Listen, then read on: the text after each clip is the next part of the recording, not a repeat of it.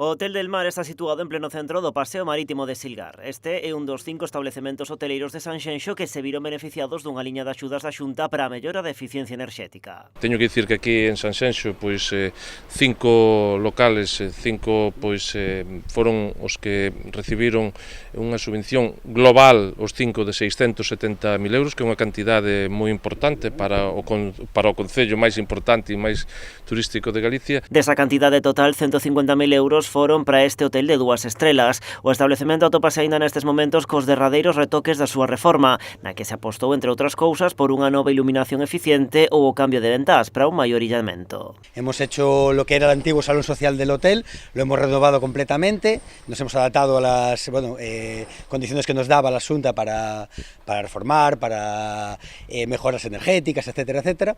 Y bueno, la verdad que estoy muy orgulloso, es un sitio, la verdad, yo creo que inmejorable por situación, pero es verdad que le faltaba, esta decoración que tiene ahora, este encanto, este buen gusto que le hemos intentado dar. O alcalde da localidade felicitou os responsables deste hotel pola reforma. Telmo Martín di que este tipo de renovación serven para seguir reforzando a marca Sanxenxo. Nos o que estamos buscando é que o traballo que se fai desde o Concello de poñer a marca Sanxenxo cada vez máis alta, estar aí no top, vivimos do turismo, para que a xente veñan aquí, estén aquí, pois o Hotel del Mar é unha demostración que pola línea por donde hai que ir, non? O sea, non fai falta ter 5 estrelas para dar un bo servicio, un servicio de calidad. Por outra banda, a delegada da Xunta en Pontevedra animou a hotéis como este a adherirse ao bono turístico do goberno galego que busca desestacionalizar o turismo. Eu animo precisamente tamén a que se poidan adherir este hotel.